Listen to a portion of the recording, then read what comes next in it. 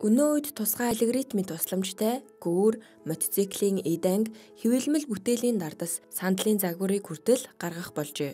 Холбооны бүгд найрамдах Герман улсын Хамбург хотод тусгай алгоритмын тусламжтай бүтээсэн концертын танхимыг нээсэн байна. Herzog de Meuron архитектурын фирм, Японы дуу авиан техникийн мэргэжилтэн Toyota Yasuhiтай хамтран Эль Филармонийн барилга, дотоод засал, дуу чимээг дамжуулах технологиг бүтээжээ. 10,000 ширхэг өвөрмөц дуу авиаг дамжуулах хавтанг хан, тааз гэгчлэн танхимын бүхий л хэсэгт жигд суйрлуулж өгчээ.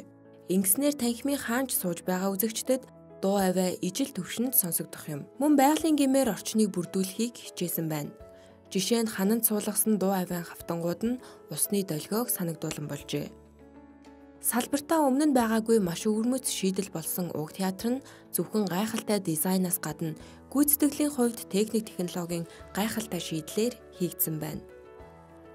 Орчин үед дизайнерууд параметрик загварчлалыг уран бүтээлийнхээ гадаад хэлбэр загварчлалыг хөгжүүлэхэд ашиглах болжээ. Эль Филармон нь 3 концертын танхимтай бөгөөд үүнээс хамгийн том нь параметрик загварчлалын тусламжтай бүтсэн байна.